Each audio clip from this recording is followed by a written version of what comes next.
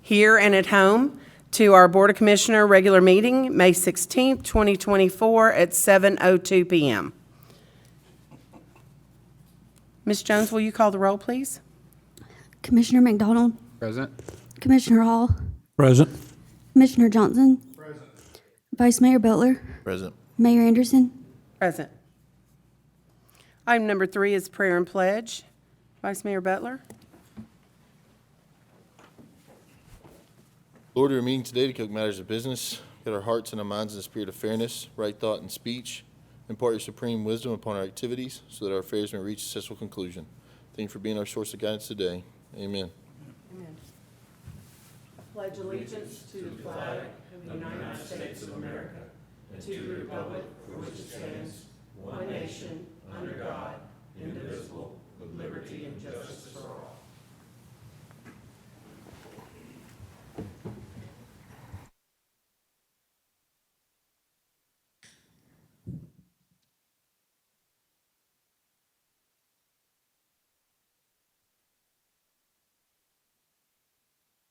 Item number 4 is mayor's comments. I just want to welcome everyone tonight. We are excited for those who are here and those at home watching, and we are wanting to thank our officers being here for keeping us safe and for Sergeant Hill manning our metal detector. So with that, we'll get started with our agenda. Item number 5 is approval of the agenda. Motion to approve. Second. Ms. Jones? Commissioner McDonald, Aye. Commissioner Hall, Aye. Commissioner Johnson, Vice Mayor Butler, Aye. Mayor Anderson. Aye. Item number 5 passes 5-0. Item number 6, citizens' comments. None tonight, Mayor. Thank you. Item number 7, public announcements, awards, and recognition. A, city events. Good evening. Just to recap on last weekend, we had the Arts and Crafts Fair at Bowie Nature Park. We had over 70 vendors. It was a great turnout. Thank you for everyone that came out, including all the vendors. And we're getting ready for our July 3rd event. We're still accepting sponsors for the next 2 weeks. If anyone would like to be a sponsor, please reach out. We'd gladly have you. The next big event before the July 3rd event is the summer movie night at Bowie Nature Park, which is on June the 8th and June the 15th. It will be held behind the playground, and everyone is welcome and free admission. That's all I have tonight, Mayor. Thank you. Item number 8, staff comments and monthly reports. A is community services report. Good evening, Board. To start out with our Public Works Department, they completed litter removal on Fairview Boulevard and Highway 96, a total of 31 bags, replaced numerous street signs and speed limit signs throughout the city, completed leaf removal service for the season. They started the chipper service, a total of 17 truckloads on the first round that I believe Mr. McDonald got to help out with. Rehung the gutters at the Fairview Health Department. Installed a new culvert at 7115 White Oak Drive. Patched numerous potholes throughout the city. Laid out the new parking lot at Historical Village. Cleaned up and removed trees from storms on Cumberland Drive. Topped overhanging tree limbs on Brush Creek Road, Crowcut Road, Horn Tavern, and Henry Drive. Repaired a broken storm drain on Aubrey Ridge Drive. Started the right-of-way mowing throughout the city for the summer, and cleaned out numerous storm drains throughout the city. For our Planning and Codes Department, we issued 9 residential building permits. We completed 242 building inspections during the month of April. That brings us to 64 residential building permits, for the year and 689 building inspections completed. Currently, we have 5 applications under review for the June Planning Commission meeting. And last Friday, we held our Builder and Developer Summit. We had a pretty good turnout in here last Friday morning. For anyone who would like to learn more about the development and building process within Fairview, the summit was recorded and can be viewed on the City of Fairview YouTube channel. Any questions for Planning and Codes or Public Works? Thank you. Item 8B is Police Department Report. Chief Humphreys. Good afternoon.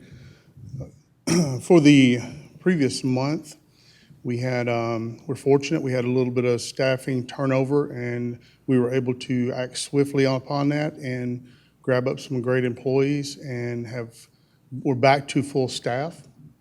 The month, this previous month, we had a little bit of spike in overtime.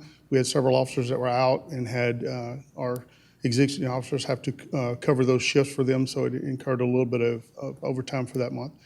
We had another significant training month, 436 hours of training, and that consisted of basic in-service, A-RIDE, which is impaired driving training, basic gang course, street cop conference, instructor development, radar certification, and some various online courses for the guys. So pretty good month there.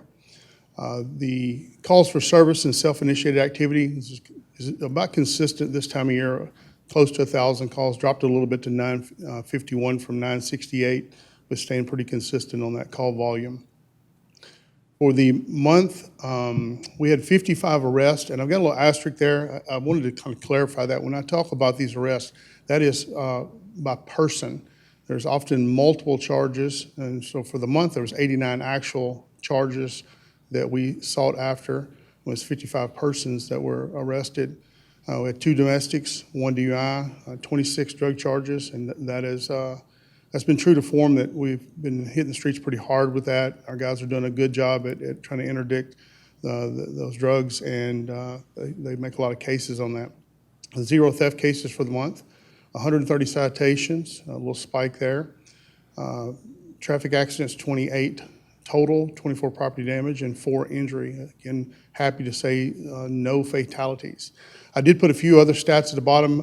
I kind of just list the kind of 4 big impactful stats there, but there's tons of stuff that we answer, and just some examples of driving suspended, driving a suspended or revoked license. There's 19 charges on that.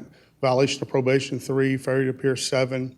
There's a whole host of other categories that would take all night to go over every category, but those are just some of the ones that I just want to show that included. There's various other ones that we deal with each and every month. Next slide. Public relations, we have nothing new that we need to report from last month, but as Richard said, the July 3rd event is coming up. That is our primary fundraiser for Shop with a Cop. We do some concessions at these other events, the movies. We had one at Nature Fest that do very well, but we do really, really well at the July 3rd event. We urge people to shop with us. And I bring it up tonight because a lot of citizens, they actually donate each year to us. Aside from shopping at our concession booth, they have various times they question how do they do that. They can stop by PD anytime during the week, business hours, stop in and make those donations if they so wish. And we always report that 100% of those funds turn back into the Christmas shopping for the children. So there's no other usage of those funds other than that. And that's all I have. Anything? Thank you. All right, thank you. Item number 8, Fire Department Report. Good evening, Mayor, Board. I'm here tonight. Chief Hughes is out, so he asked me to come in and give the report. So for April, we were up on calls, exactly 1 call over April of last year, so we're running pretty consistent on that. Out of those 124 calls, we had 23 of them that overlapped. I don't know, Chief has explained that's where one crew's already on a call and a second call comes out. We had 3 incidents where fires were extinguished, 2 grass fires. One was an interstate, it was careless discard of a cigarette, and one was a transformer fire that caught the grass on fire. And then we had a house fire on Aubrey Ridge, which was a pretty significant event. We had a motor vehicle accident requiring extrication of a victim in the county, a search for a missing person in the park, 2 MVAs involving a car and pedestrian, 6 mutual aid responses to other jurisdictions.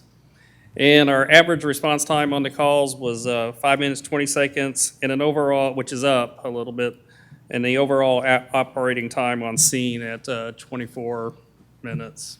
So. And again, he always has it at the end of the slides because we still get people that call the station instead of calling 911. So everybody at home watching, call 911, don't call the station.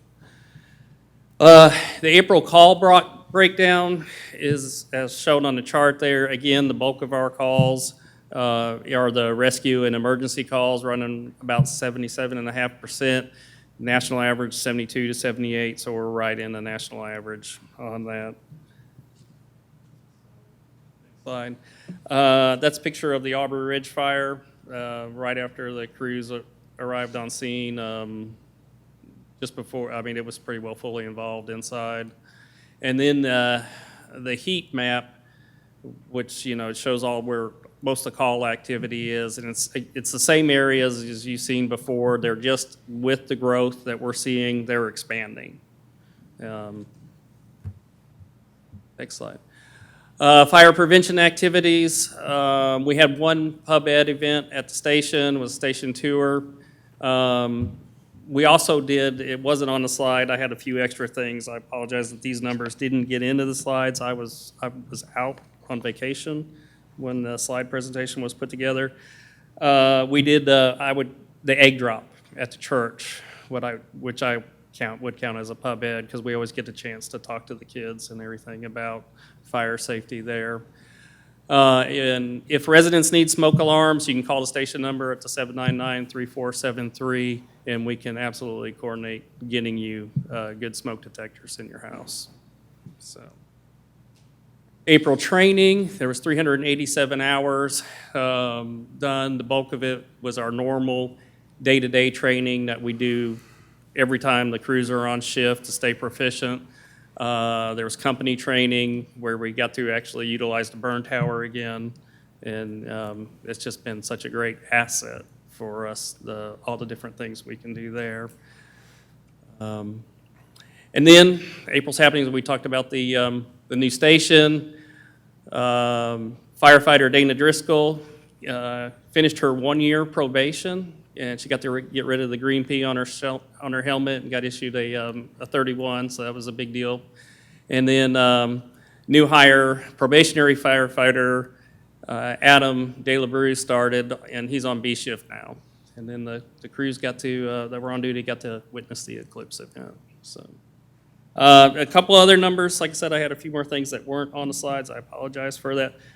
49 inspections were completed in the month of April. Chief and I did 9 plan reviews for projects, and then pre-planning buildings, which is where I go in and scan the floor plans, and we pre-plan events and put that into the computer system that is on the trucks. I got to do 5 of those, so it was a pretty productive month for that. That's all I have, unless there's any questions. Were there any injuries at the Aubrey Ridge? No, there were pets. They lost 2 pets. Oh, no. So, that was terrible. So, it was, I did my origin and cause investigation on it, along with Chief Bob Gillespie from the county. We were in agreement. It was a lint fire, started from the dryer. So, they started their load and went to church service and unfortunately lost their house. So they were away from the home? Yes, ma'am. I've heard of Yeah. those lint fires Yeah. happening more than not. That's a little scary. Yeah.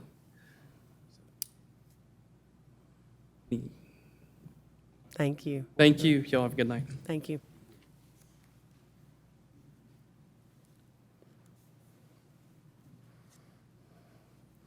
Item 8D is the finance report. Mr. Darty? Thank you, Mayor, Board. First report is the month ending April 30, 2024, Board of Commissioners budget expenditure report. The second page is a summary financial statement for the month of April, giving a revenue detail and a summary of the expenditures. It's an 11-page report. And the last page is an account of the balances as of April 30th, 2024.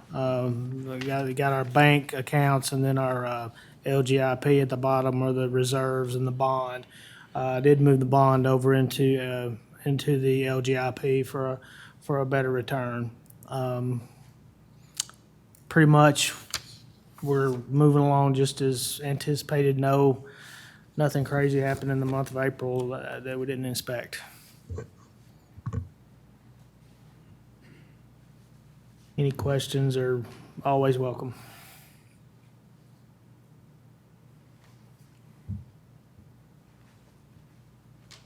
Any questions?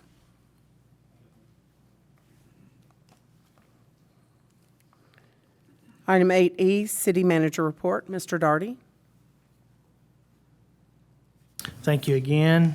Just have 3 announcements, and I know you're probably going to make the last one as well, but wanted to remind the board that suggestions for the municipal code are due back to our recorder, Rachel Jones, by May 20th. We're really trying to tie this project off.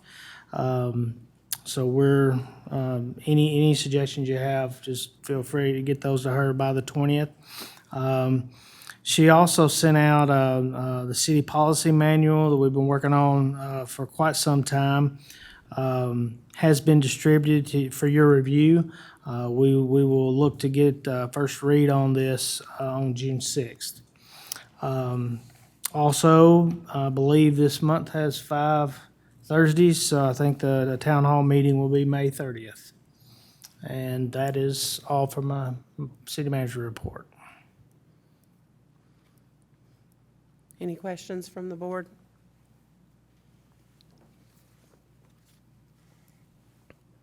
Thank you. Item 9, consent agenda. A, minutes from May 2nd, 2024, Board of Commissioners work session. B, minutes from May 2nd, 2024, Board of Commissioner regular meeting. And C, minutes from May 8th, 2024, Board of Commissioner work session. Second. Ms. Jones? Commissioner Johnson? Commissioner McDonald? Aye. Commissioner Hall? Aye. Vice Mayor Butler? Aye. Mayor Anderson? Aye. Item 9 passes 5-0. Item 10, old business. There is no old business tonight. Item 11, new business. 11A, ordinance 2024-08, an ordinance of the City of Fairview, Tennessee, adopting the annual budget and tax rate for the fiscal year beginning July 1st, 2024, and ending June 30th, 2025. City Manager Tom Darty. Thank you, Mayor and Board. The only changes to the budget were the request for some expenditures in the park. I'd added $100,000 to the to come out of the bond for facility improvements in the park. And like I said, that does not affect operating funds, coming out of bond funds. Any other questions, feel free to ask. Yes. Tom, when I was looking over the minutes from the work session that I missed, I believe Mr. Tiroli asked a question about the tax rate. The tax rate is staying the same, is that correct? Correct.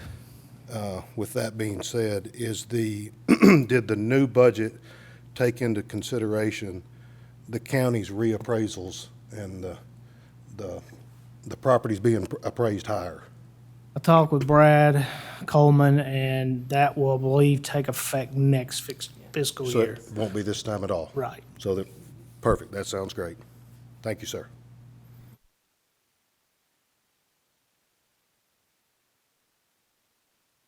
Yes? Regarding the money that you said was moved for the parks, are there projects that have been earmarked for that use, or is that just general funds that you have set aside?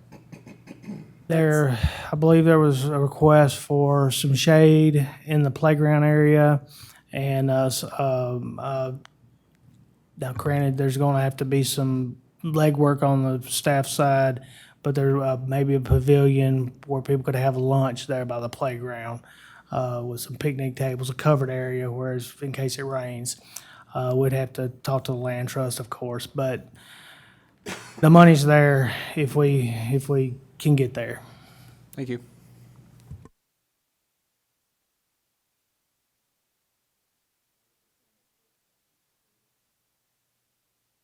Second. Any other questions? Ms. Jones? Commissioner Johnson? Commissioner Hall? Aye. Commissioner McDonald? Aye. Vice Mayor Butler? Aye. Mayor Anderson? Aye. Item 11A passes 5-0.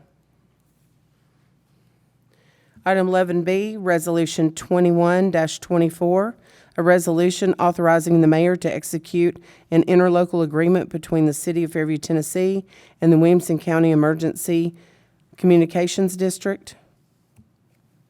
Mr. Darty?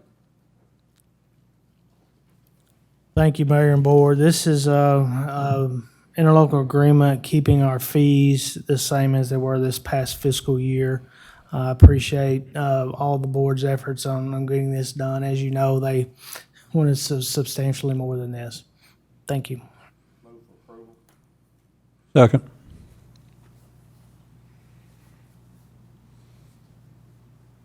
I just want to thank again County Mayors Rogers Anderson and Chief Humphreys. He's worked tirelessly on this and been involved in many meetings with those who make decisions for this fee.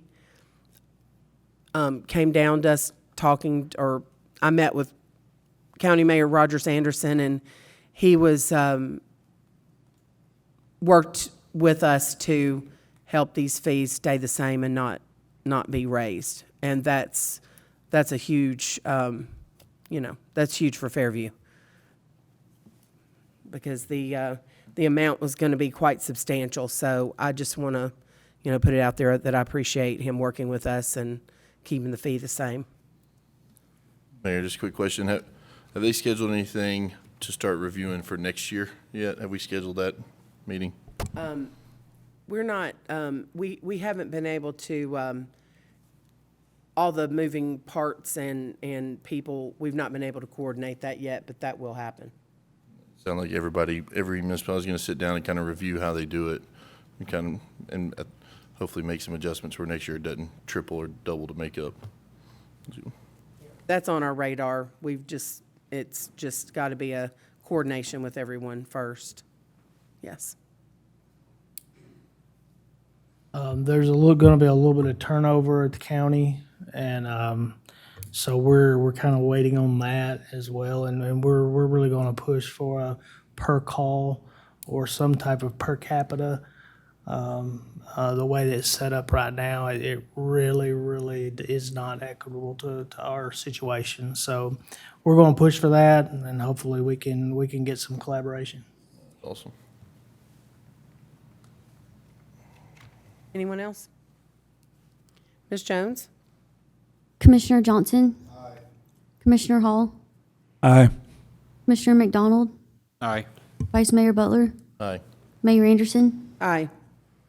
Item 11B passes 5-0. Item 11C, Resolution 22-24, a resolution of the Board of Commissioners of the City of Fairview, Tennessee, authorizing the mayor to execute the Northwest Highway Development Agreement. City Planner, Mr. Greer. Upon the Planning Commission approving the development plan for Bellhaven, city staff and our consultants, Griggs and Maloney, sat down with the developer and worked through what we believe is an equitable agreement. We had our consultants complete a cost estimate for the highway project, improving Northwest Highway. And then we can utilize the traffic study that was provided within their development plan submission, evaluated that, utilized their percentage of impact onto Northwest Highway, and applied that percentage to the cost estimate for their direct impact along Northwest Highway for the most equitable and agreement that we could come to. Within that, the developer's here tonight to answer any questions as well.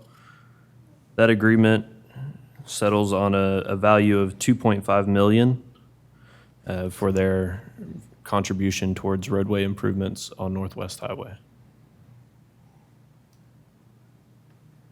Do we know all of the contributions from each person for Northwest Highway project? I do not have those numbers in front of me. Their portion that they would be contributing for is along their frontage of Northwest Highway. So the screen that is up above the very north, that front line there, Curtis, you may be able to help me out, and I don't remember the exact distance, but I want to say it was something right around 1,900 feet-ish, something like that, of Northwest Highway.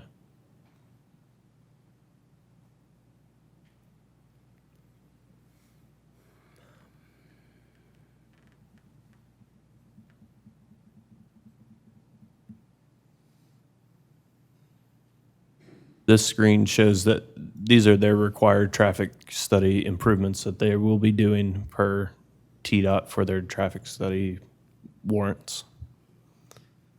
The following slide, Keith, that would more closely identify the portion that this 2.5 million would be applied to. Whose property is the upper left? Outside of the red box. Uh-huh. That would be where the city currently has a project that we're working on to widen Northwest Highway out to Highway 96. And realign that and put We own that whole square from their project all the way up to the road? We do not own the entire square, but we do own, the city has purchased property there to create that 3-lane Northwest Highway connector road out to Highway 96 and install a signalized interchange.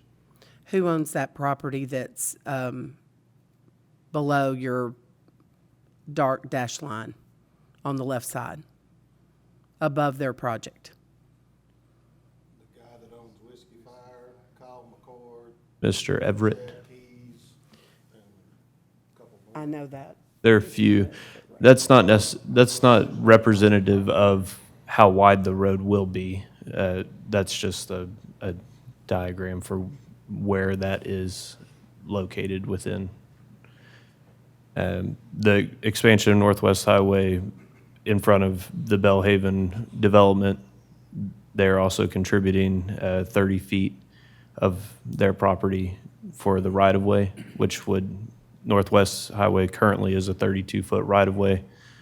With the addition of their 30 feet would be a 62-foot right-of-way, which is the staff's hope to have Northwest Highway be a 62-foot right-of-way from Highway 96 through the Belvoir project. Are there any gaps in between their road and the other developments? 'Cause I know that. There are few. That's not representative of how wide the road will be. That's just a diagram for where that is located within. The expansion of Northwest Highway in front of the Bellhaven development, they're also contributing 30 feet of their property for the right-of-way, which would, Northwest Highway currently is a 32-foot right-of-way. With the addition of their 30 feet would be a 62-foot right-of-way, which is the staff's hope to have Northwest Highway be a 62-foot right-of-way from Highway 96 through the Belvoir project. Yes, there is. Who's responsible for paying for those gaps? That would fall on the city to complete that at this time.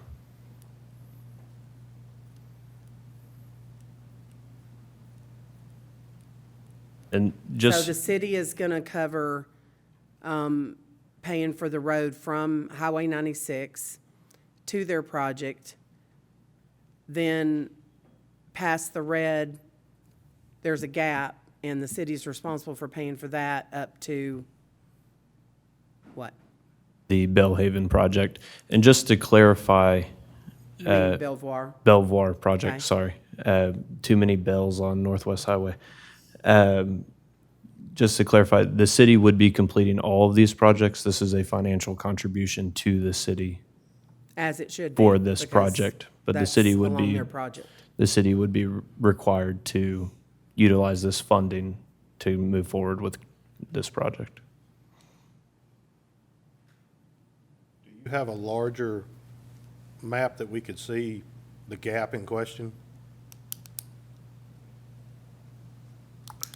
Keith, could you go back to Exhibit 1? So you have their main piece that touches Northwest Highway. Kind of in the middle, lightly, you can see Elrod Road. So the part the city would be responsible for would actually be what Elrod kept and then what the city owns. Yes, sir. And then they're going to pick it up again, basically where that cul-de-sac starts. Belvoir, Tony Cavender with his development would begin there. All Yes. right, so that cul-de-sac in the top right on what we're looking at, that is not the Bellhaven project? That is not Bellhaven. That is across Dice Lampley currently from where Bellhaven would be. Bellhaven would be to the That's not right, is it? Belvoir. Goodness gracious. Yes, the cul-de-sac is Bellhaven. Right. The cul-de-sac is Bellhaven. Belvoir would be Across the street. Dice What Lampley we're from looking Bell- at is all Bellhaven. That's correct. Well, did anybody from the board, were they present in this meeting with Bellhaven? Because I that- was. That's a big encumbrance on the city for a gap to link two parts of their same subdivision. How much is it gonna cost for the gap, Ethan?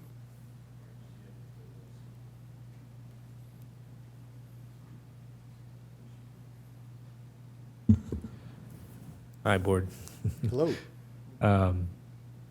So this is a preliminary opinion of probable cost, construction cost for,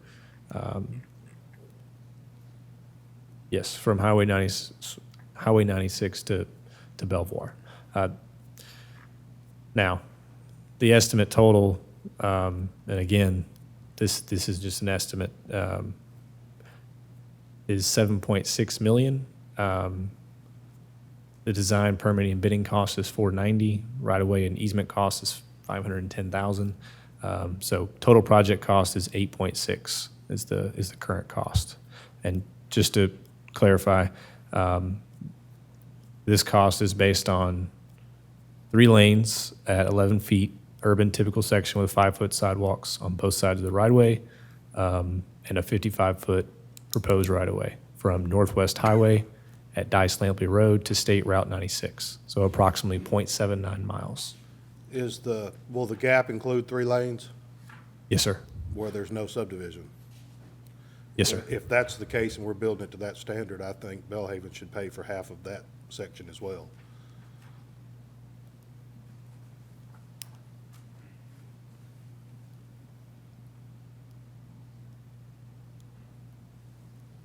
Would you like to come to the podium?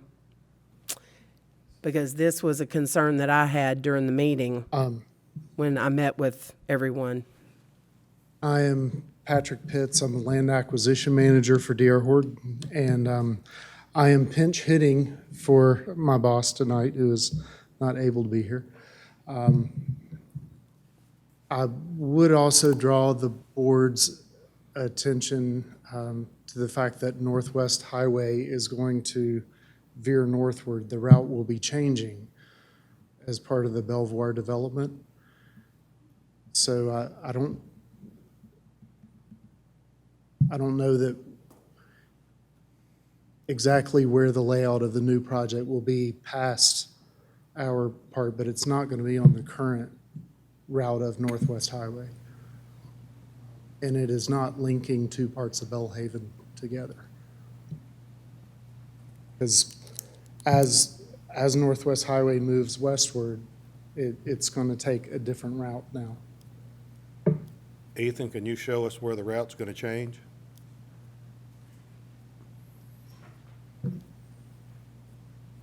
While he's pulling that up, so the intersection of Elrod and Northwest Highway is essentially the point in which Northwest Highway goes further up the page.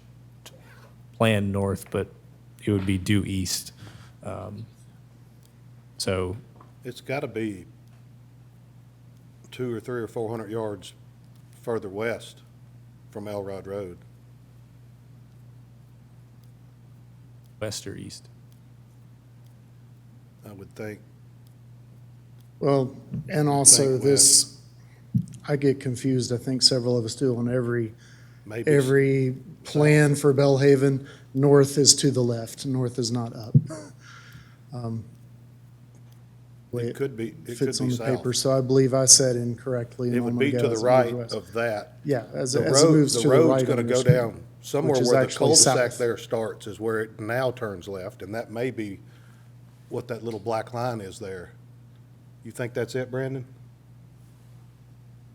I do apologize, I said west a moment ago when I should have said south. Towards the title block? Yes, Thank you. makes it easier. So is that road going to close? The current Northwest Oh, are you Highway? asking me? Anybody? The road's gonna take a totally, it's straightening. It's being straightened. But my concern during the meeting we had is that I feel like Bellhaven should cover from point top of the map we're looking at to, the cul-de-sac near the title block on Bellhaven. I don't disagree with that. I was trying to help them a little by saying half of the gap, but, I mean, I agree. That's. Now, where it turns and goes away from them, they shouldn't be responsible for No, that at I'm all. talking about where the cul-de-sac, you can see where it takes a leg up to the right towards the title block from point north, we're looking north, where that cul-de-sac on the left-hand side of the plan, all the way down to where the cul-de-sac, you can see where the road stops and then veers off. Commissioners, if you don't mind turning around, looking at the screen right behind you. It may pop up here on the confidence monitor in just a second. This property is Belvoir. This property is Bellhaven. Northwest Highway's proposed for Belvoir is to go from their easterly border and curve across to here. And then from that point, the city would be responsible with this agreement to complete a Northwest Highway project from there to the frontage of Bellhaven on Northwest Highway. D.R. Horton and the Bellhaven Development Group would then have $2.5 million contributed to a Northwest Highway project for their frontage. That would be a part of the city's project of improving Northwest Highway. And then at the end of their frontage, the city currently has a project in the works to realign Northwest Highway with Highway 96 and provide a signalized interchange there. So did the $8.5 million that was mentioned earlier include what you just said the city's responsible for? The $8.5 million included from right here where the mouse is, where the Belvoir project finishes, from that point all the way to the end of, all the way to the All the intersection way to of, our project. of Highway 96, all the way. Belvoir, they're covering everything going through their subdivision? That is not what the dash line's showing, though. Unless I'm not looking at it correctly, that's not what the dash line's showing. Their contribution per this agreement would be utilized for that project, but for their frontage is what they're contributing.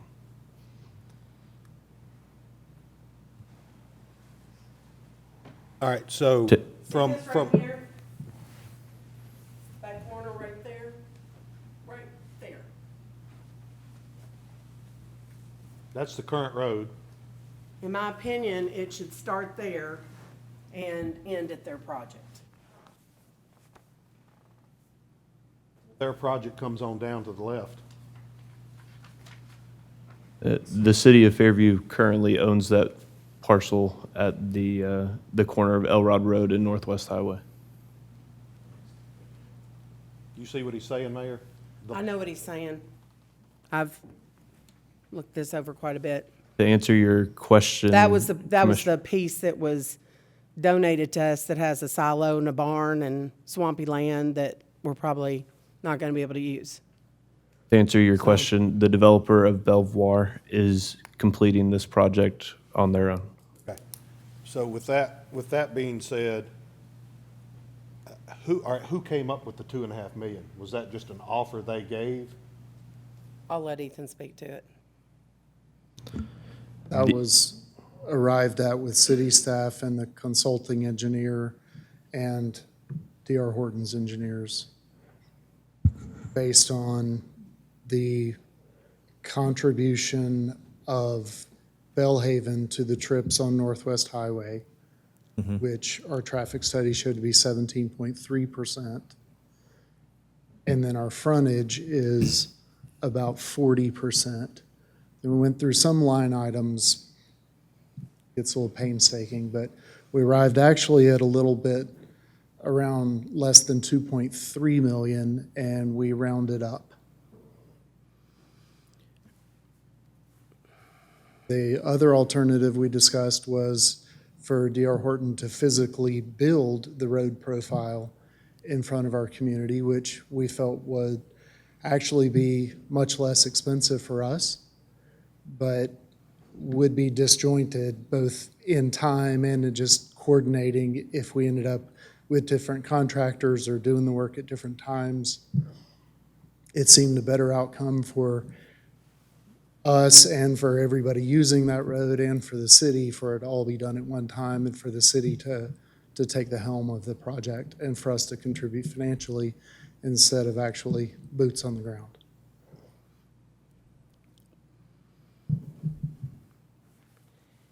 I don't think that 2.5 million is near enough contribution. This, you were talking about trips. And if you look at all the development in that area, Bellhaven is the largest, probably the largest project that Fairview's ever done, but also is going to impact the road the most of anyone in that whole area. So if we're talking about trips per vehicle, you know, that's probably not adequate, but A substantial portion of our traffic study shows will go on to 96. And there is a spine road, a new road that'll go all the way through our development. So certainly some people will turn out to Northwest Highway, but by no means everybody in the community every day. We have a traffic engineer available if you'd like to be put on the spot to talk about that. is 96 going to be built first? Yes, that's with our first phase. We will build our entrance. And then when will the other three entrances to the project, what phases are they in? One of the phases onto Northwest, I'm sorry, the entrance on the northwest is part of Phase 1. The homes actually will start at 96 and work that way, but in order to have emergency egress and two ways in and out of the community, we're going to go ahead and build that second entrance as part of Phase 1, but there won't actually be any homes up to there for a while. And then the entrances on the Elrod will be much later, and I believe they're Phases 4 and 5. Can you put the plan back up that shows the layout of the property?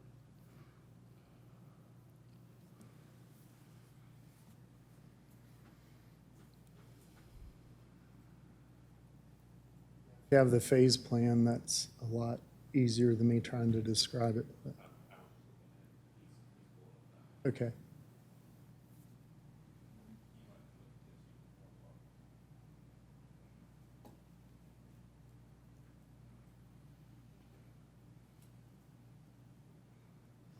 So just for clarity, you're building the entrance on 96, which would be, if you're looking at the plan, it would be to the left.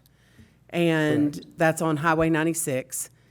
Then you're coming down through there, but that's only for an entrance and exit.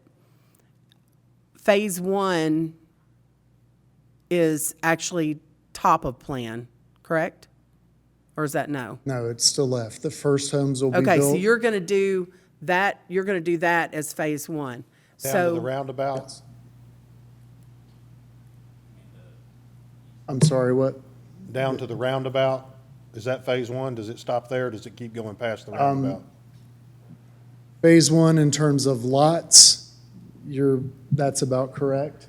But one ribbon will go all the way up to Northwest Highway, just so that we have a secondary entrance by the time we reach, and forgive me, I don't know the threshold number in Fairview off the top of my head, but number of homes we can have before a second entrance. We're going to be proactive and have that second entrance before we're to that number of homes. So that's why Phase 1 has this long tail on it. And then Phase 2 fills in between that tail and Northwest Highway. And then the townhome section, and then we keep working southward or to the right. I need to ask Patrick a question. yes, go ahead. Patrick, the resolution as it's presented tonight, can it be altered, or will it have to be voted up or down as it is written? Can be altered, but I think, and our engineer probably can speak better to this, but the number they've arrived at is based on the traffic study that an engineer has prepared, based on trips, and from that you can derive the impact the development has on the road. I recommend against arbitrarily coming up with a number and shooting from the hip, because that is not a fair or equitable way to arrive at the number. That would amount to extortion, really. And so I would urge our engineer to discuss how they arrived at the number. If there's a wide disparity in what you think the number should be, then I think the item probably ought to be deferred to allow our engineer to study it more and perhaps have our own traffic study done if you don't think the traffic study is correct for some reason, rather than just inserting an arbitrary number. Okay. Something I want to clarify. The $2.5 million was not an agreed upon amount. It was an amount provided by D.R. Horton. The amount was never discussed during the meeting. You know, we saw the amount for the first time when they brought forth the agreement. I think Ethan can attest to this. And Mayor, you were there as well. We talked about a I was total, at the meeting, we were talking about numbers.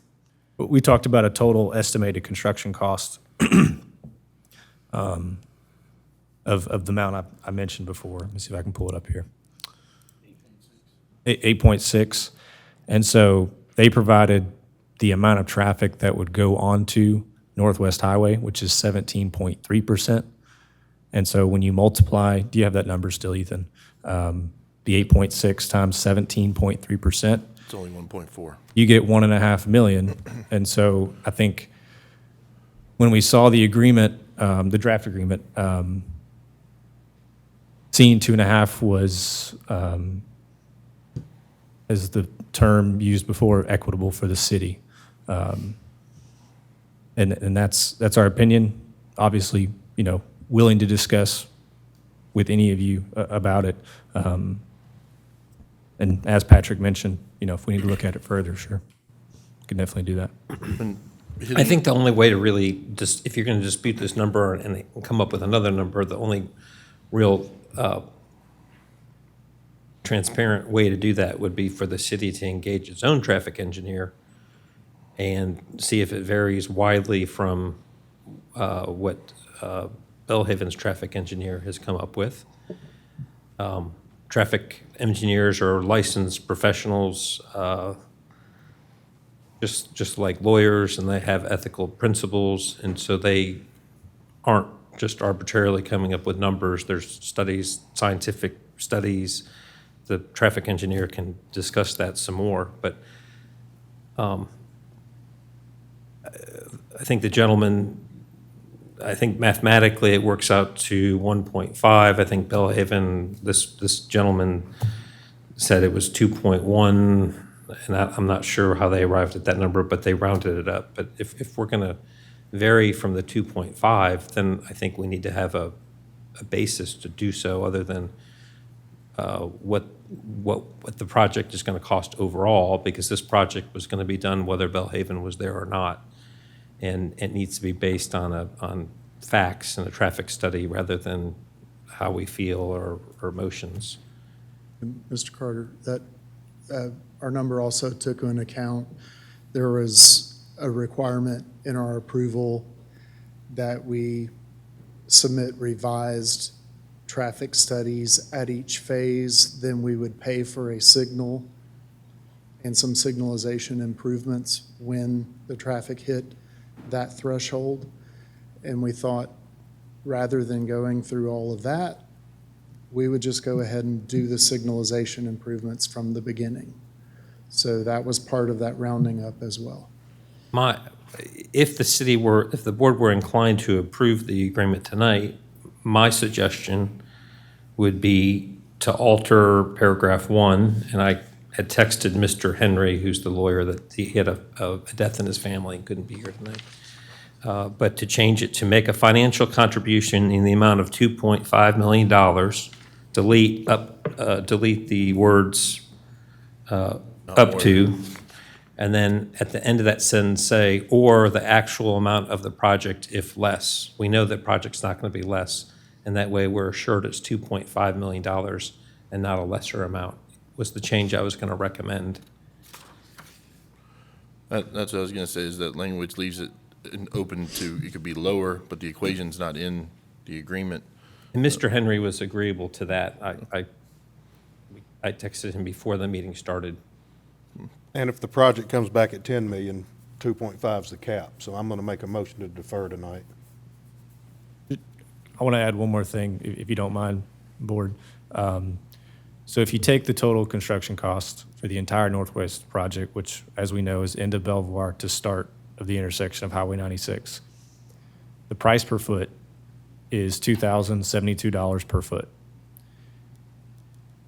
If you take their contribution, $2.5 million, and apply it to the road frontage that is their property, which is 1,770 feet, if you divide $2.5 million by that, you get 1,413 linear foot. So I think I got that backwards, actually. Give me one moment. There's a motion. I got that backwards here. Okay, I'm sorry. Apologies. Price per foot for the Northwest Highway project is $1,400. Their contribution makes it $2,000 per foot. So they're essentially applying $600 extra per foot with their contribution. Does that make sense? It does make sense if the numbers are right, yes. Sure. Their cost, their probable cost. Out of all those, the $600 extra dollars, that's paying for the signalization out of 96 as well, correct? Instead of them paying for that, they're That's, just saying, it's all "We'll in, give you the money, y'all do it." that would be in the total, yes. And if they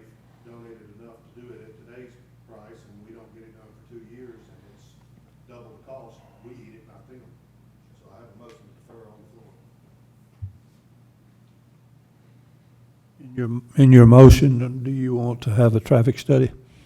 I think we have to put it on the agenda to call for one.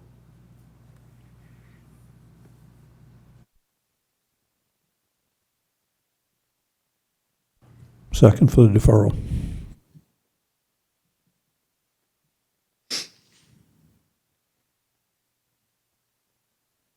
Mayor, if I may. Yes.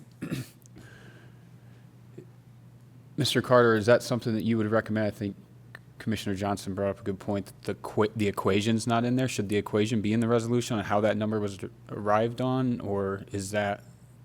I don't think so, because it's just it's a financial contribution. I think we've heard from Bellhaven and from our own engineer the equation and how the calculation was made.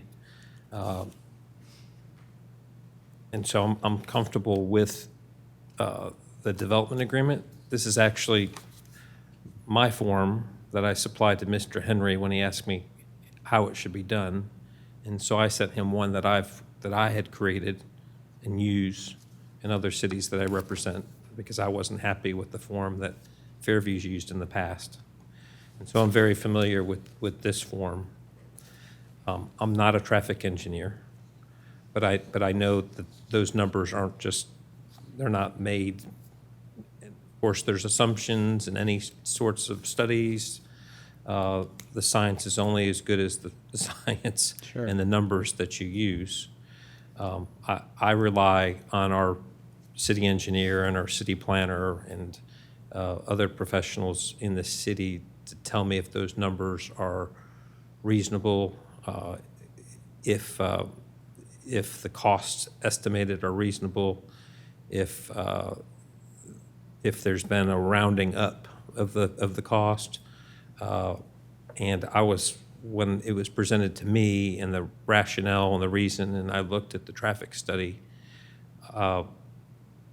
short of getting our own traffic study, which may show nothing different, and there's going to be there's going to be costs that increase over time, which I think is part of the reason why they rounded their number up. I myself can't dispute the $2.5 million. My thought on it is, if 17% landed at, what was it, 1 point something, you round up to 2.5. So if we did hold our own traffic study and are hopeful that that study would produce a result that left us with more money than $2.5 million, then it would have to reflect a drastic, it would have to be like 40% increase or impact on that road, right? would. Because it would have to overshoot the additional money that they gave over the 1.3 or whatever the 17% is. So it would have to reflect like a 50% addition to Northwest Highway for the numbers to get to 2.5, I think, if I'm thinking about it correctly. I agree. It would have to be a significant change to alter the. Let me ask, Mayor, could I ask Chris one question? Sure. Just something to think about, and it's really for everyone, and I understand what we're being told of the traffic study, and I know he said that the majority of the people are going to go out on 96, but look at all those lots there, and think of 16, 17, and 18-year-old kids. They're going to drive to Fairview High School. I Are they going to get on the highway and go all the red lights, and then all the red lights down 100? Or are they going to shoot out the back and go Crowcut Road and go straight to the high school? We know what they're going to do, because that's what they do now. To that point, I agree with you. So the traffic study is flawed, period. And whomever we hire, I'll go to that meeting.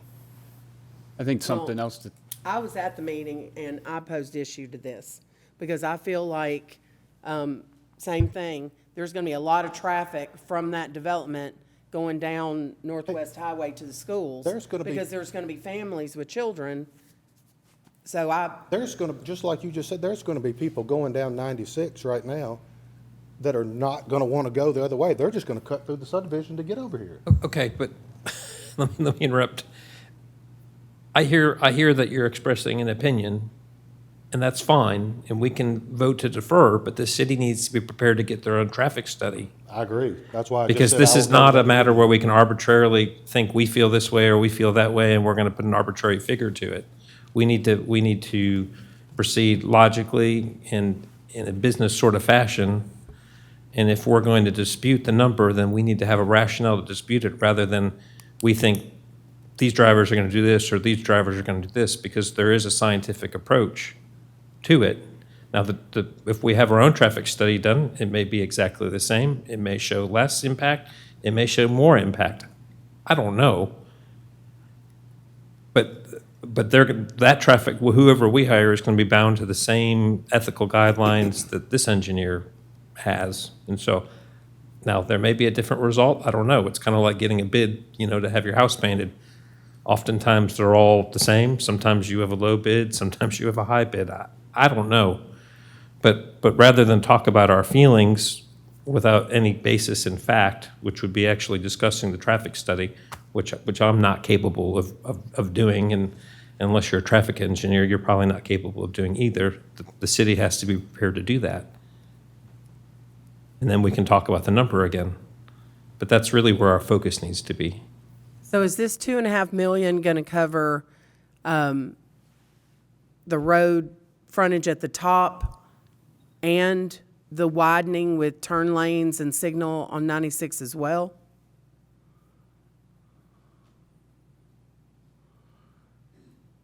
It would not.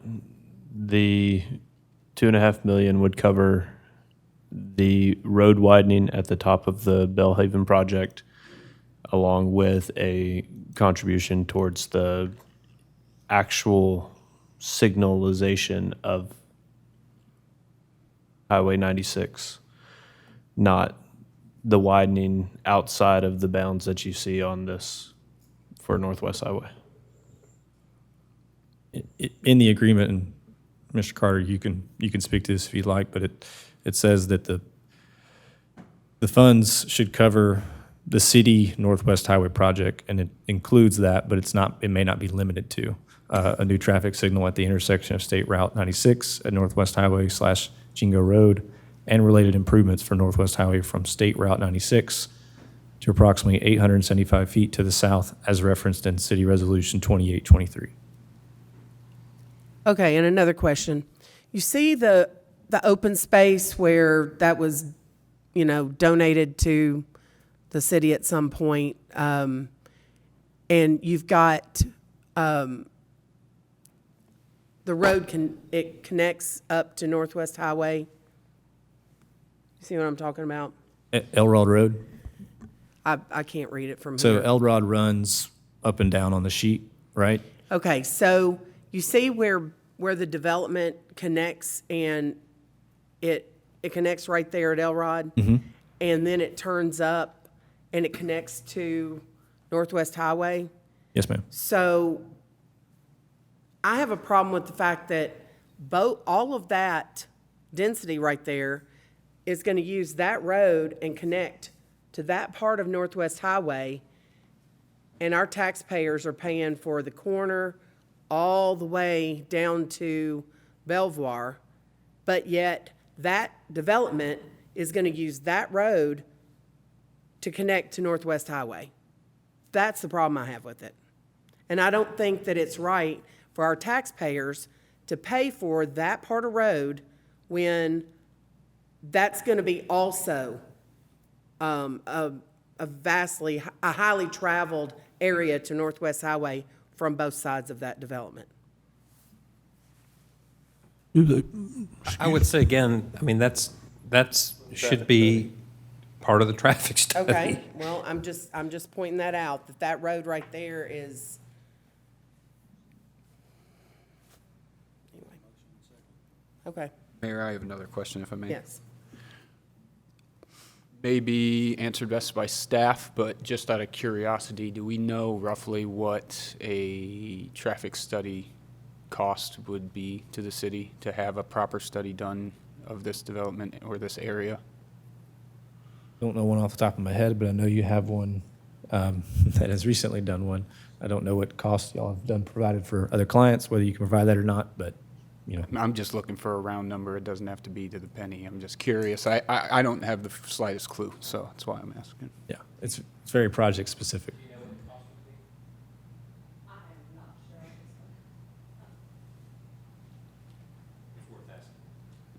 even an educated guess would be acceptable. I just trying to, My name's Tiffany Giordano from Reagan Smith. I'm a licensed professional engineer and licensed professional traffic operations engineer. I study more on the traffic side. So I do a lot of traffic studies. Just for a little bit more background, how we got to this number, I took on Northwest Highway, just south of Highway 96, TDOT does annual traffic counts. So they collect the daily traffic that is on that road. For this analysis, I used their 2023 traffic volumes there and took that volume plus the Bellhaven volume plus volume from 8 other developments that are all in this area and grew that and then took that total, and Bellhaven's was 17.3%. So it wasn't just the existing traffic plus Bellhaven. There's other developments in the area that I believe will be contributing to Northwest Highway.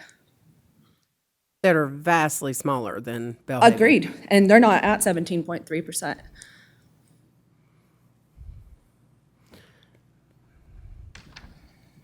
So Bellhaven, the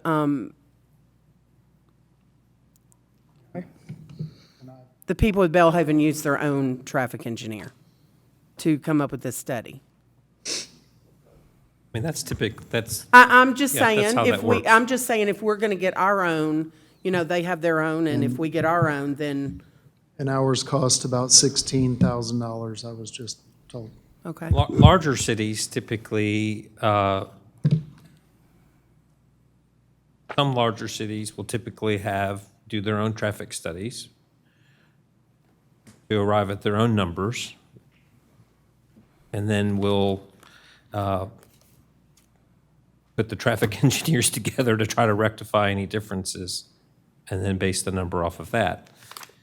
That is what the city of Spring Hill does, but bigger cities have bigger budgets, and smaller cities have smaller budgets, and that would be up to this board whether they want to fund a traffic study.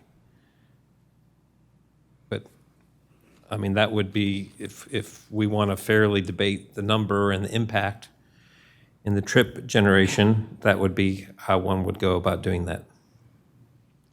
How much is the signalization gonna cost?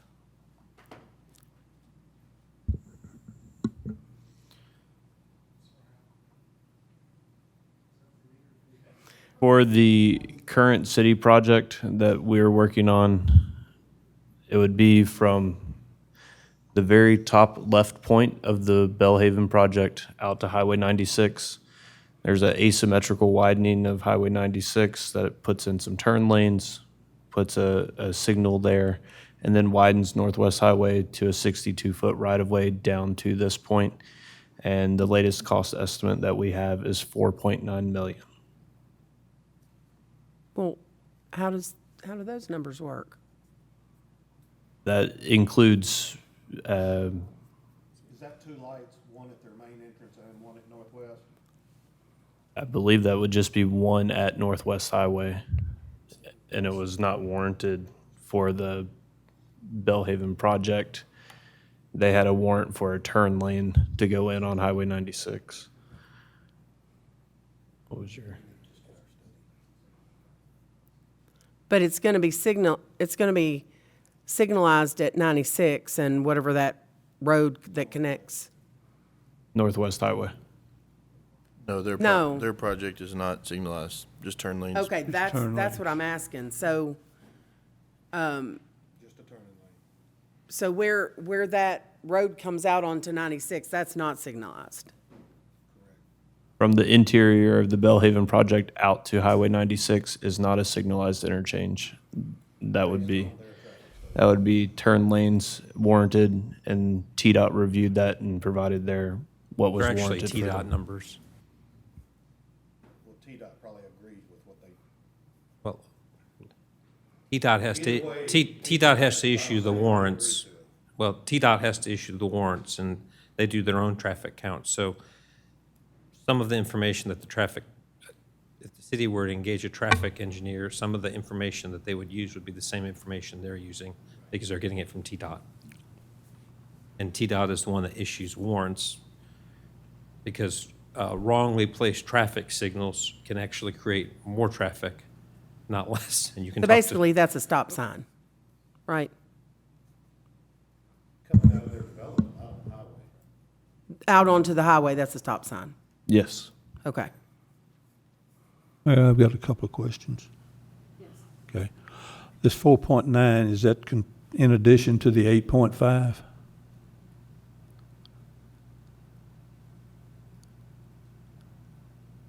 That would be, some of that is included within the cost estimate that we put together for the Northwest Highway project.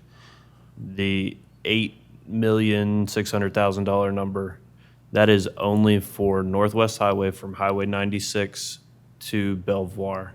That does not include any of the widening on Highway 96. It does not include the signal, does not include any right-of-way acquisition along Highway 96. That was only for city-owned streets, not state-owned. Okay.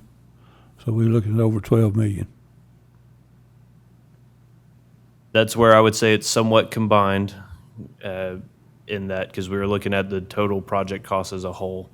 So that 4.9 gets the signalized interchange, the widening of Highway 96, and down Northwest Highway to the beginning of their project on Northwest. Okay. Is there any future plans for improving Elrod? Not at this time. Okay. Thank you. I think if we pursue a traffic study, if we come back, I think a breakdown of sections would be beneficial to us, so we can see where where we purchase property, where we're adjusting Northwest, where the turn signal is, to try and see, maybe that's not in the equation. Sounds like some of it is right now if we were already doing that project, but a breakdown of what each section costs to try and give a better understanding of what factors are going into it, what we were doing or not. A timeline, projected timeline, like what kind of schedule could we perceive or think or review. One thing I wanted to note, I don't know standard timeframes. This says if we don't build this road within 5 years, they get the money back. We just default and they get it back. I would love some protection. I hope the road's built within 5 years. But what if there's some right-of-way acquisition that we're, unable to obtain or something crazy? So it just scares me that it's just a 5-year default. Anyone else? Yes. Just respectfully point out, to that point, the requirement actually is that the project is started. It does not have to be completed. That's right. in Yes, 5 sir. years Yeah. for us to have. Yes, sir. For comparison, on Spring Hills Duplex Road, where we had to acquire, I think, 45 or 46 parcels, required major reprofiling of the road because of the winding nature. It involved going from 2 lanes to 3 lanes and acquiring lots of right-of-way from many different landowners. That project took 3 or 4 years from start to finish. Spring Hill just built the new June Lake, $25 million new interchange that will be about 2.5, 3 years from start to finish. So 10 years ago, I sat in here and they told us we were putting sidewalks on Highway 100. We still don't have sidewalks. Well, I don't know what part, I mean, it's, if this, what I'm saying is if the city proceeds and funds, then that's a very reasonable timeframe. But if, I agree, but if this board doesn't default proceed, language. then it can, you can go on forever and, an interminable period of time. So No, that's true. I understand what you mean, but all I'm saying is if the city funds the project and goes forward, 5 years is more than a reasonable time to complete this amount of work. Can you send us some language from the state legislature recently that would make it harder to condemn or acquire, potentially? Not for roads. Roads are the exception, but it would be for other public, like parks. It would make it virtually impossible to condemn. No, I hope. But roads are accepted. Road widening and road right-of-way is accepted from that law. I hope in 5 years we're driving on that road, but just something happened, COVID happened or something crazy, and we don't do it. I don't like default. We could, I mean, if we're not going to approve it tonight, I could talk to their attorney about adding a provision that would take into account the impossibility of performance due to God factors. A force majeure provision is what it's called. It would include pandemics and epidemics, so that could be something we talk about. And I suspect they would be agreeable to that. It would slow their development down also, if something like that were to happen. And that was another point, depending on time frame of if they build phase 1, phase 2, all of a sudden all this traffic is on Northwest and we still haven't made that improvement, it could really be a big issue. Anything else? Okay, we have a motion, first and second, for deferment. Ms. Jones? How long are we going to defer it for? Till after the traffic study? Well, we haven't even agreed on a traffic study, so I don't think that's reasonable. Usually deferrals are for 30 days. Then we can just defer it again and again until our traffic study's done? You could, or if we have a date certain for the traffic study, if we've engaged in one, then we can defer it until that date. But I don't think we need to defer it indefinitely. I don't think that's good for the city to do that. So I think you should defer it a month and allow staff to come back and address the traffic study and what that process to get a traffic study would look like. And because I assume that we're going to have to bid that under our bidding policy? Or is that higher, or is that because it's a professional? If it's 16, I would like to get 2 or 3. And it's be hiring a professional, so do you have to go through the bidding process to hire a professional?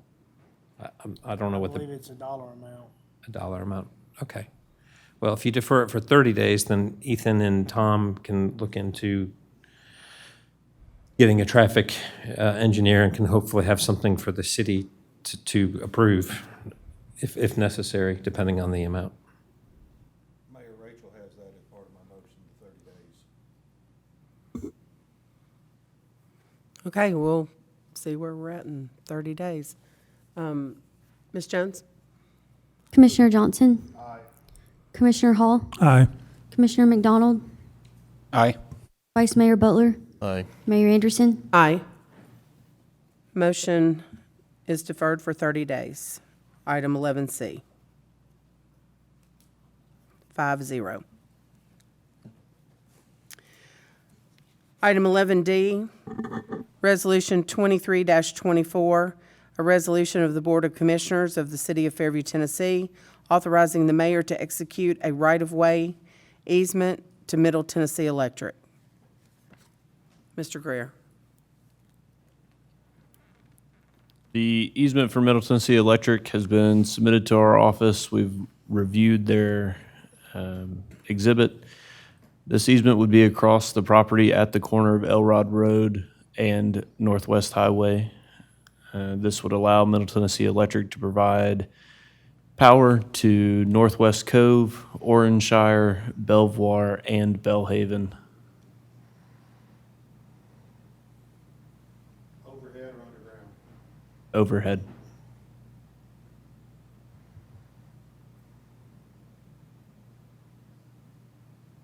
Where are their existing lines now?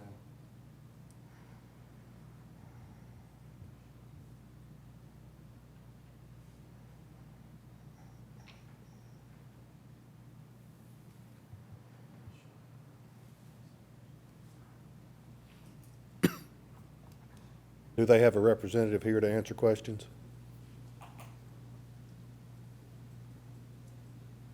They do not.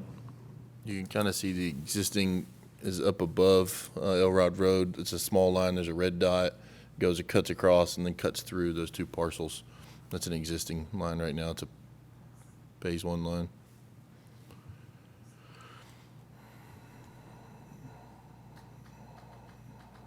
Commissioner Johnson, do you have questions that would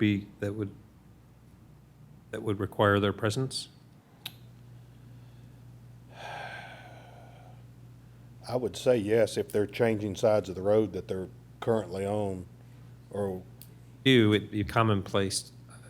I mean, typically when the company is asking for a right-of-way easement, typically it's proper for them to be present to answer questions because it's something they're asking for, not something that we're asking for. And Right. so if that's the case, rather than spending a lot of time debating just a 15-day deferral? answers we don't know, to perhaps the next meeting would be appropriate.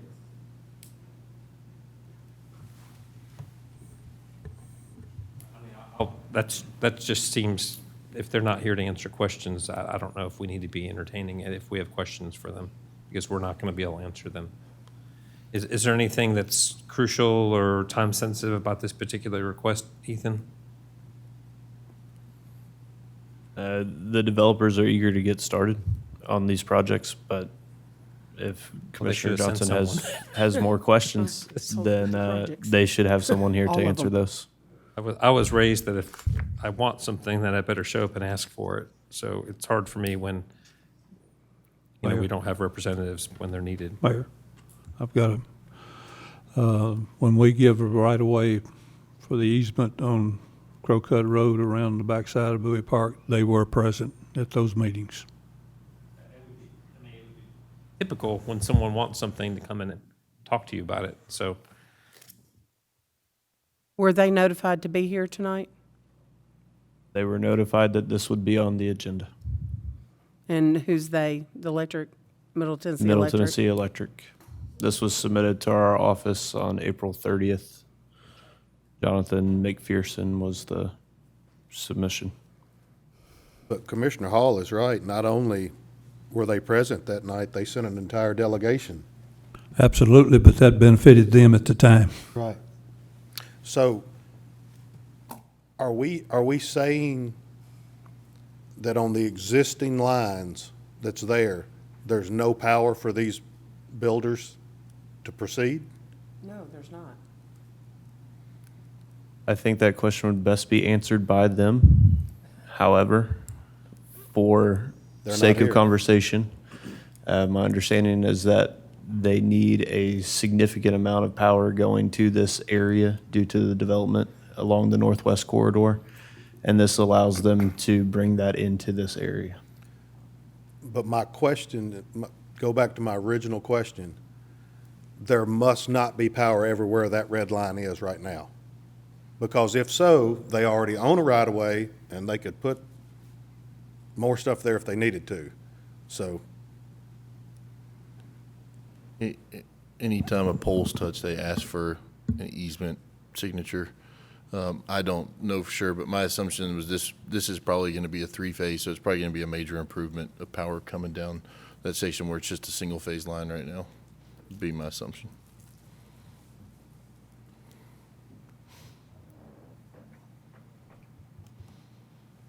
But I think it's fair to ask them to be here to tell us that, explain it to us. I think that when they were on Crowcut asking for it, that was a project that Middle Tennessee Electric was taking on. They wanted to remove their poles. Middle Tennessee is doing this project for developers. So it's not their desire or necessarily their project, if that makes sense. I'm going to make a motion to either defer it to the next meeting or a special meeting before then, would be my motion.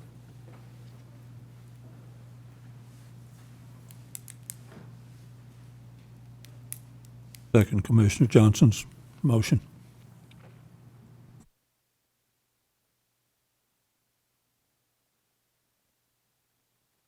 Anything else? Ms. Jones? Commissioner Johnson, Aye. Commissioner Hall, Aye. Commissioner McDonald, Aye. Vice Mayor Butler, Aye. Mayor Anderson. Nay. Item 11D passes 4-1.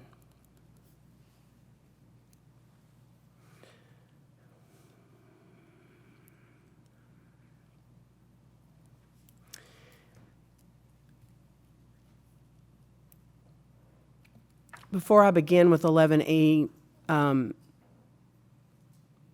Ethan, do you have any comments about, I'll read it and then you can say. Okay. Item 11E, Resolution 24-24, resolution of the City of Fairview, Tennessee to adopt the Williamson County Growth Plan as recommended by the Williamson County Growth Plan Coordinating Committee. Mr. Greer. I would ask the board tonight to defer this item to the June 20th, 24 Board of Commissioners meeting. The county mayor's office sent out a memo asking and letting all the municipalities know that we are needing to adopt the new proposed Williamson County Growth Plan, as the last failed to garner unanimous support across all municipalities. And since that point, I'd already given it to Rachel, and Miss Rachel had put it on the agenda. And so they've sent out further guidance that they failed to update one of the documents to the appropriate documents. And so we are waiting for those documents to come out. I believe that they should be within our hands prior to the June 20th, 2024 Board of Commissioners meeting. None of the, just so the board knows, no other municipalities have voted on it yet for the same reason. I think Brentwood is scheduled for June, Spring Hill is scheduled for, I believe, next week. Franklin is scheduled for the very end of May. I'm not sure when Nolansville has been scheduled, but no one has acted yet because of the delay in getting the appendices to the report correct. So it would be wise to wait until we have the correct report to look at.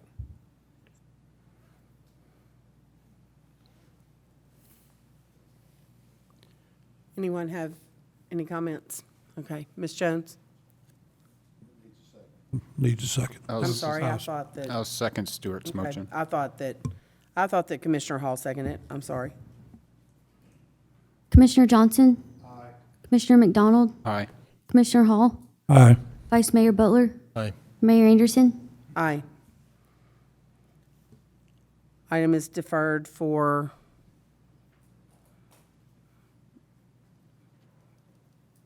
how many days? How many? To the June 20th meeting.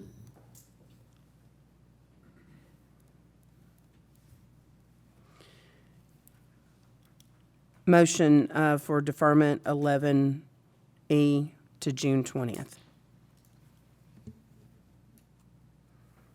Item number 12, roundtable mayor and commissioners. Commissioner McDonald. Thank you, Mayor. A couple things. I just wanted to say a couple thank yous for everyone involved, Richard Ross and other staff members that were responsible for the arts and crafts. My family was one of many families that seemed to enjoy that day, and it was a good event. As well to Ethan and staff for the Builder Summit. There was a good turnout for that. Anyone who hasn't seen it, I know it's been mentioned a couple times, but it was a successful meeting. I thought a lot of attendance, which was good to see. Just another appreciation to Chief Humphreys, and I believe Chief Hughes was a little bit involved in some of that research too, right? So just for you guys to take that initiative, save the city money and dig into that. Love to see it. And then my last one is just a thank you to Todd Bratcher over at Public Works. I had the opportunity of seeing what those guys do up close.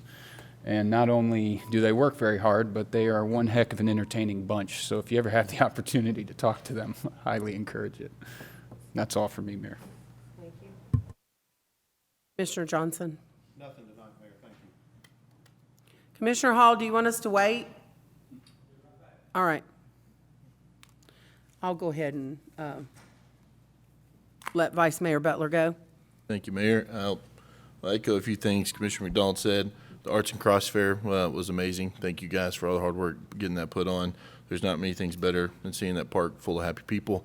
The police department donut burger is a Butler family favorite, so we enjoyed some donut burgers, which is pretty awesome. Thank you for the Builder and Developer Summit. I think we've been talking about having that meeting probably for 2 years or so. We had it. It was a huge success, well attended. Thank you guys for all the effort and time you put into that. That's all I have tonight. Thank you. Okay. I'll I'll go, and then when Commissioner Hall comes back, I'll let him. So we're excited for Dana Driscoll completing her 1-year probationary period with the fire department, and Adam De La Brue getting to get started now. Thank you guys for putting on the, Ethan and all the guys from Griggs, putting on the Builder Summit. I do want to reiterate, like was said earlier, it is on YouTube. So I think I could watch that a few times on how to get onto IDT. So the explanation was really good on YouTube to be able to, navigate that. So thank you for that. Thank you for Tom, his hard work doing the budget. And just remember, everyone, that we will have a town hall on May 30th of this month. We have a fifth Thursday, so we encourage anyone with any questions. It's kind of a laid-back time. During the board meetings, we cannot have a dialogue session. This is a time for all of you to come and bring your questions, concerns, and just talk to the board in a laid-back atmosphere so that, we can kind of answer some of your questions. Not like a board meeting where it's, we're not able to do that. I want to thank all the fire, police, our staff, Patrick. Y'all do a great job for the city, and it's appreciated.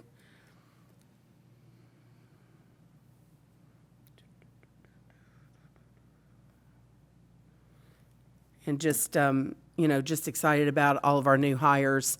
We've got some really good quality people who are wanting to work here, and fire and police. We've got a lot of new people there, and it's really exciting to see that happen. And I was so glad to hear how well the Arts and Crafts Fair went. I hated that I didn't get to go to that because I was out of town. I just got back this morning, and I heard it went well. And so, Richard, good job. Every event that you're responsible for, they just turn out really well. I know how hard you work to make sure that happens. So I just want to say I appreciate it. Thank you to our boards for, the hard work y'all do to look into each and every item that we vote on, because it's very important. And like I always say, please keep Fairview beautiful and, help clean up and not throw trash out. And I'm going to turn this over to Commissioner Hall. Thank you, Mayor. Sorry for my interruption, but Mother Nature calls, you've got to attend to that. Anyway, I've got the list of the current police officers, and I'll go through those first. Then I've got several other things I'd like to mention. First off, Chief Zach Humphrey, Assistant Chief Robert Odom, Captain Mark Sutton, Sergeant Jennifer Whitaker, Sergeant Kenny McAllister, Sergeant Ronnie Cotter, Sergeant Jerry Booker, Sergeant Ray Martin, Detective Keith Reed, thank you, Keith, and Chief Detective Wesley Dutton, Corporal Chase Greer, Corporal Jamie Meadows, Corporal Andrew Fisher, Field Training Officer Cade Rasmussen, Field Training Officer Taylor Heath, Field Training Officer Antonio Guzman, Officer Jody Ball, Officer Connor Brooks, Officer Micah Fan, Officer Tiffany Fry, Officer Will Gunn, Officer Charlie Hoffman, Officer Tim Lemons maybe, Officer Tyler Roberts, Officer Adam Spicer, Officer Cotton Stewart, Officer Fletcher Valentine, and Officer Miranda Vanderknapp. Okay. That is our current police officers. I'm going to go ahead and recognize our legal department, which is Patrick Carter and Josh Hogan. Our engineering department is Griggs and Maloney, which consists of Will Owen, Kevin Chastain, and Curtis Broadbent. Our IT department has Matt, Abel, Jason, and Avery. And we have a correction on the fire department. We have Nick Huber instead of Chloe Wilson. Also, it takes the board. Chris McDonald, Stuart Johnson, Vice Mayor Butler, Mayor Lisa Anderson, and myself to make the city run. It's a business. It's a very expensive business.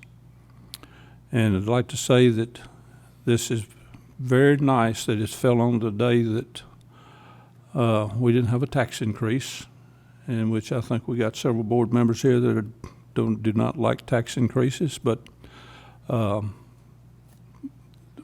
just want to thank all of the employees that do such a great job for this town. It's not only just the police department, fire department, administration, public works, park department, it's everybody.